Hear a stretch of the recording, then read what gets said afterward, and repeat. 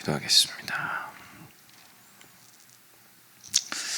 주님, 참 주님께서 우리를 부르시고 주님께서 우리와 동행하시고 주님께서 우리와 끝까지 함께 하심을 다시 한번 기억합니다. 주님, 저희가 주님과 항상 동행하는 자들 될 수 있도록 하여 주시고 주님께서 우리와 항상 함께 하여 주시기를 주님께 간절히 간구드립니다.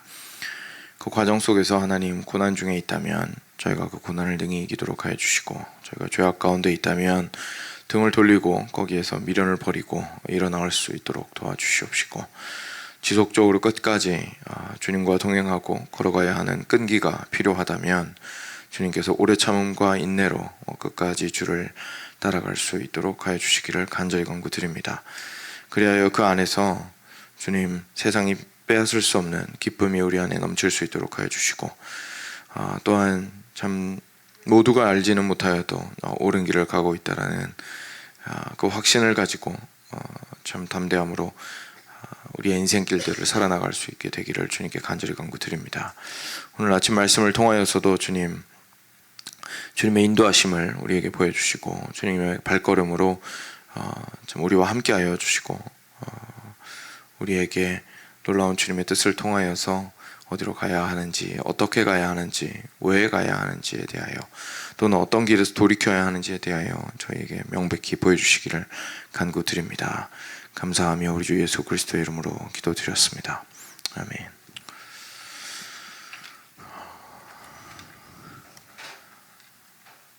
네, 열왕기 18장 함께 보겠습니다.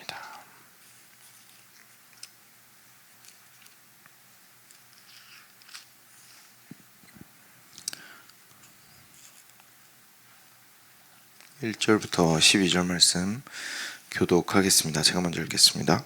이스라엘의 왕 엘라의 아들 호세아 제3년에 유다 왕 아하스의 아들 히스기야가 왕이 되니 예루살렘에서 29년간 다스리니라.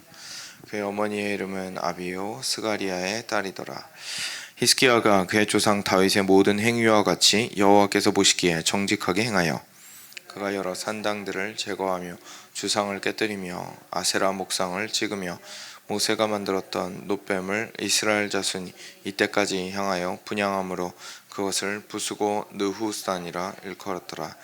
히스기야가 이스라엘 하나님 여호와를 의지하였는데 그의 전후 유다 여러 왕 중에 그러한 자가 없었으니 곧 그가 여호와께 연합하여 그에게서 떠나지 아니하였고 여호와께서 모세에게 명령하신 계명을 지켰더라. 여호와께서 그와 함께 하심에 그가 어디로 가든지 형통하였더라. 저가 아수르 왕을 배반하고 섬기지 아니하였고 그가 블레셋 사람들을 쳐서 가사와 그 사방에 이르고 망대에서부터 견고한 성까지 이르렀더라. 히스기야 왕 제4년 곧 이스라엘의 왕 엘라의 아들 호세아 제7년에 아수르의 왕 살만에셀이 사마리아로 올라와서 에워쌌더라. 3년 후에 그 성읍이 함락되니 곧 히스기야 왕의 제6년이요 이스라엘 왕 호세아의 제9년에 사마리아가 함락되매 아수르 왕이 이스라엘을 사로잡아 아수르에 이르러 고산 강가에 있는 할라와 하볼과 메대 사람의 여러 성읍에 두었으니 이는 그들이 하나님 여호와의 말씀을 듣지 아니하고 그의 언약과 여호와의 종 모세가 명령한 모든 것을 따르지 아니하였음이더라. 아멘. 네. 또 드디어 이스라엘 역사, 유다 역사에서, 남유다 역사에서 가장 유명하기도 하고 그리고 저희가 본받을 만한 왕 중에 한 명이었던 히스기야가 등장을 하게 됐습니다.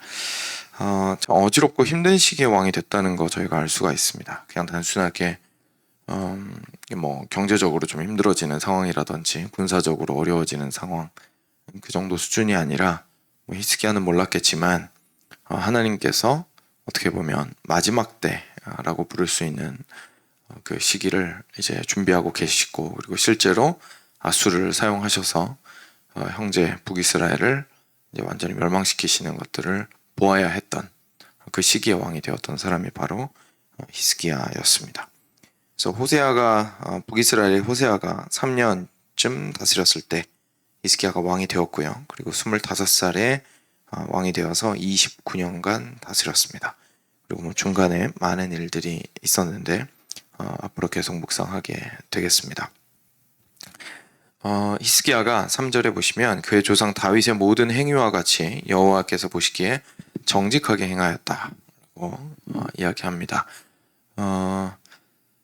계속해서 그 악을 행한 사람들은 여로보암의 죄를 따라서 행했다고, 특히 북이스라엘 같은 경우에 그렇게 언급을 하고, 남유다 같은 경우에는 다윗이 기준이 되어서 다윗을 따라서 했다, 다윗을 따라가지 않았다, 이제 계속 이야기를 해주고 있는데, 감사하게도 히스기야는 다윗의 길을 따라서 하나님이 보시기에 모든 길들을 올곧게 똑바로 서서 행했다라는 것을 저희가 보게 됩니다. 그럼 어떤 방식으로 했느냐면, 참 이전 그 다른 왕들, 같은 진수를 받았던, 같은 평가를 받았던 유다 왕들이 했던 것들에 더불어서 4절에 보니까 드디어 산당을 제거하였습니다.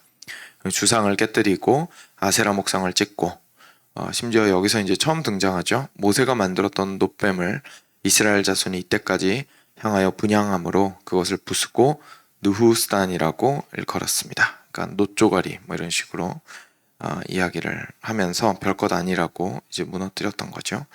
그리고 5절에도 보면 이스라엘 하나님 여호와를 의지하였는데 그의 전후 유다 여러 왕 중에 그러한 자가 없었으니 곧 그가 여호와께 연합하여 그에게서 떠나지 아니하고 명령한 모든 계명을 지켰더라라고 이야기합니다. 그러니까 제가 이제까지 왕들 쭉 봤지만 이렇게 사실 못 봤던 건 단어들이 막 등장을 합니다. 그죠? 하나님을 의지했는데 그 의지한 것이 전후의 그 어떤 왕들보다도 더욱더 강하게 의지하였더라라고 이야기를 하고 있고, 그리고 여호와와 연합하여 이제 이런 표현들을 사용을 하면서 하나님과 얼마나 찰떡같이 붙어서 그냥 함께 갔느냐 했던 것을 저희가 볼 수가 있습니다. 그리고 나서 이제 그가 했던 블레셋을 치고 이런 일들에 대해서 이야기를 하고요. 그리고 9절부터는 드디어 이제 4년 정도 히스기야가 다스렸을 때 북이스라엘이 아수르에 함락된 이야기를 하고 있습니다. 그래서 호세아 제9년에 사마리아가 함락되게 됩니다. 이 모든 과정들을 히스기야는 겪었던 거죠. 그러면서 12절에 이 북이스라엘의 멸망을 두고 다시 한 번 더 이야기합니다. 앞에서도 많이 얘기했는데 또 얘기하죠.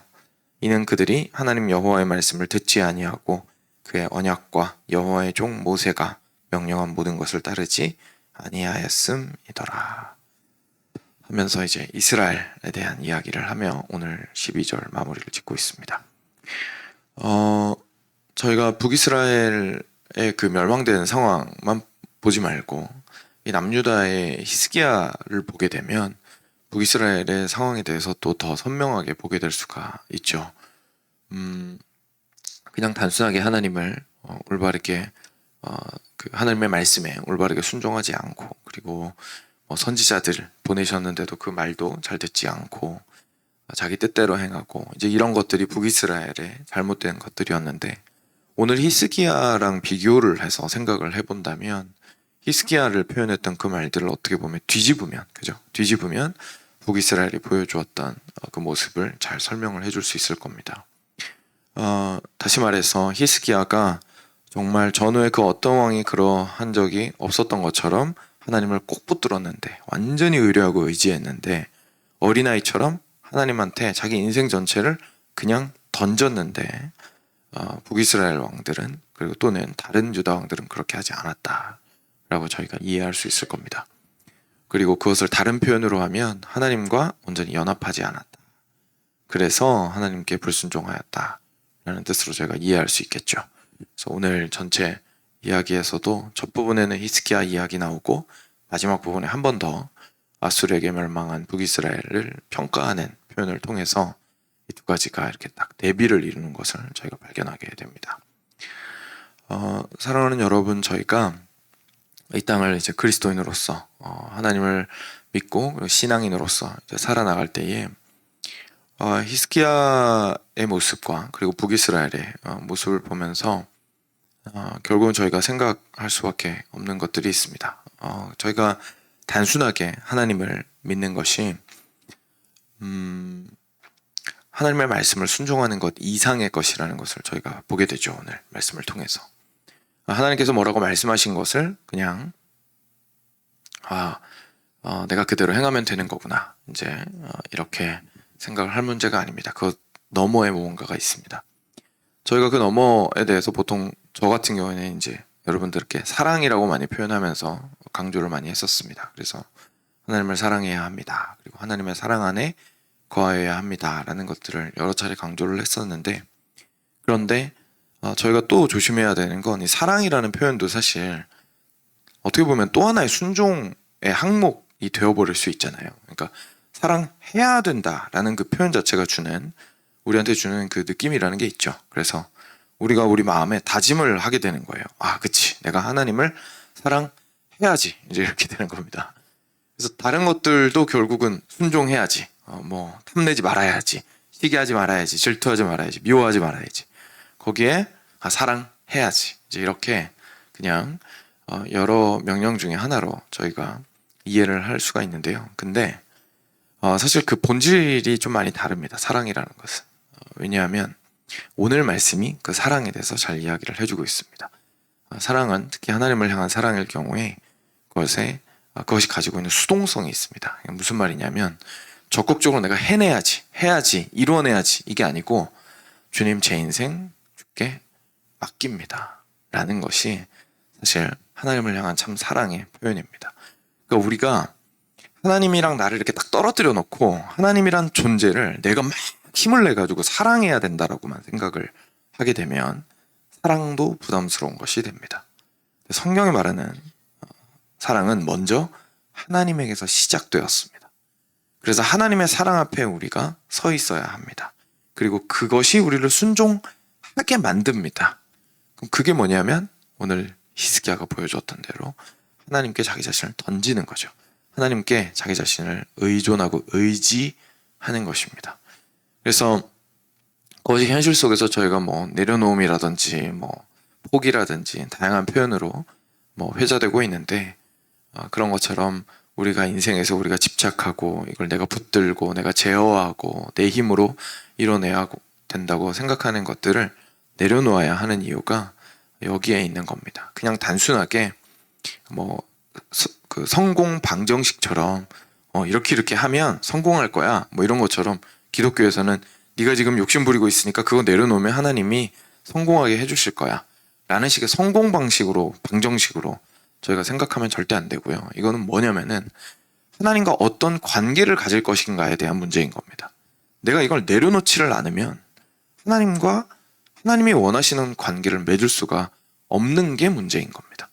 이게 무슨 내려놓아야 하나님이라는 밴딩 머신에서 복이 떨어져, 이런 문제가 아니라 내가 이걸 내려놓지 않으면 하나님을 의지할 수 없기 때문이고, 하나님을 의지하지 못하면 사실상 성경이 말하는 대로 하나님을 사랑할 수가 없습니다.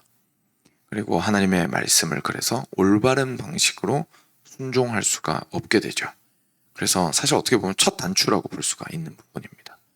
저희가 줄곧 하나님께서 구약 성경에서 화를 많이 내시잖아요. 그죠? 하나님의 진노가 많이 나옵니다.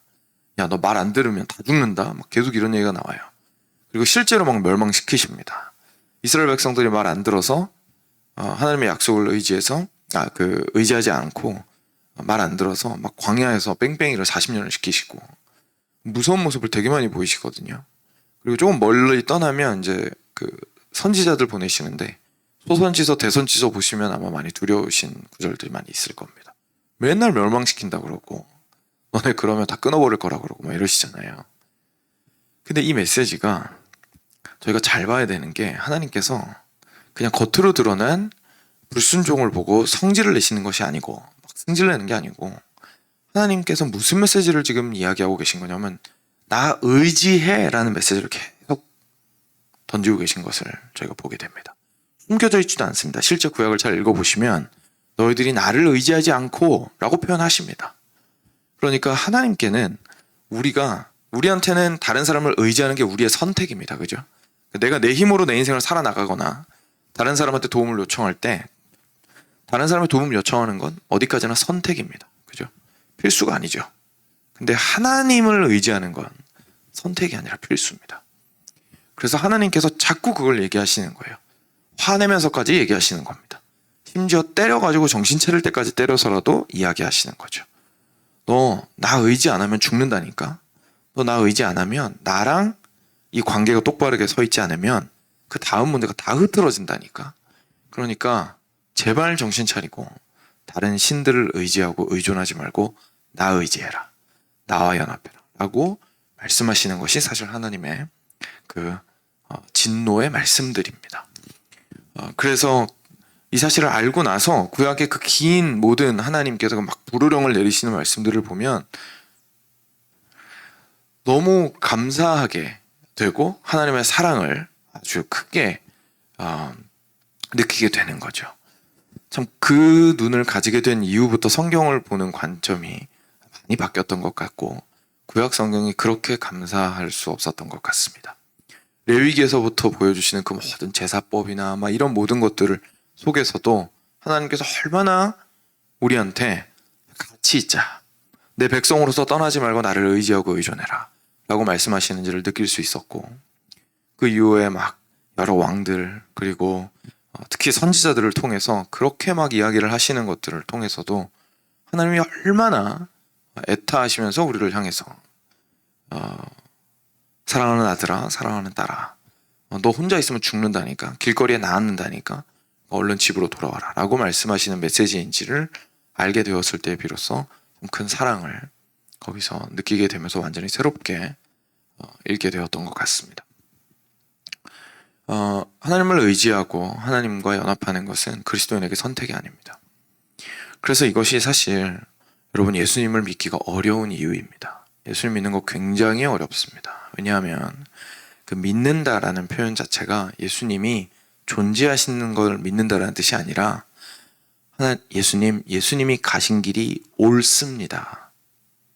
그걸 인정하는 겁니다. 그리고 나서 나도 예수님 그 길 같이 가겠습니다. 라는 뜻입니다. 그게 믿는다는 뜻이에요. 그러면 그렇게 하려면 예수님께 나를 의지해야 합니다. 다른 사람한테 의견 물어보는 건 선택이지만 예수님한테 물어보는 건 선택이 아니게 되는 거죠. 항상 내가 무슨 일을 하든지 예수님한테 가가지고 예수님 제가 이게 예수님 길 따라가는 게 맞는 건가요? 예수님의 십자가의 길, 예수님의 부활의 능력, 예수님께서 승천하신 이후에 나를 바라보시고 다스리시는 당신의 그 기준, 그것에 따라서 제가 올바르게 행동하고 있나요? 라고 어린아이처럼 맨날 가서 결제받는 겁니다. 맨날 가서 물어보는 거고 맨날 가서 내가 제대로 하고 있는지 확인받는 겁니다. 그러니까 이게 쉬울 리가 없습니다. 왜냐하면 우리 본성이랑 완전 위배됩니다. 독립성이 강한 사람은 세상에서는 칭찬받습니다. 그죠? 자신의 인생을 책임지며 잘 살아가는 대부분 성실한 사람들이기 때문입니다. 그 가치가 잘못됐다는 것이 아니라 그리스도인의 걔는 오히려 그것이 독이 될 가능성이 있습니다. 그래서 이 땅 가운데서 성실하고 올바르게 인생을 살아가는 사람일수록 오히려 예수님한테 매일같이 가는 데에는 굉장히 인색할 수 있는 거죠. 왜냐하면 나는 잘 살고 있으니까. 근데 하나님께서 원하시는 것은 그것이 아닙니다. 하나님께서 원하시는 것은 잘 사는 건 좋은데 그것이 핵심이 아니라 하나님, 예수님에게 항상 가서 그분을 의지하고 의존하는 그러면서 이 땅의 인생들을 주님의 방식으로 걸어나가는 것을 원하신다라는 것을 저희가 보게 됩니다. 그것을 이제 히스기야를 통해서 저희가 발견하게 되는 거죠. 사랑하는 여러분, 앞으로 계속 히스기야 묵상하게 될 텐데 묵상들을 통하여서 히스기야가 참 왜 그렇게 그 전에나 그 후에나 이렇게까지 하나님을 의지한 사람이 없었다라는 평가를 들었는지를 발견하시면 좋겠습니다. 그리고 그 부분들을 통해서 나랑은 어떤 차이가 있을까? 내가 이 상황에 있었다면 나라면 혹시 어떻게 했을까? 한번 묵상해 보시고 하나님을 의지하는 것이 어떠한 모습인지에 대해서 한번 생각을 해보시고 묵상을 해보신다면 자신의 삶을 그 근본부터 다시 한번 돌이켜보게 되는 귀한 시간이 되리라 확신합니다. 시간 함께 들으신 말씀 기억하시면서 주님을 의뢰하고 의지하고 그리고 주와 연합하는 것이 이토록 중요하구나라는 것을 기억함으로 주께 나아가도록 하겠습니다. 같이 기도하겠습니다.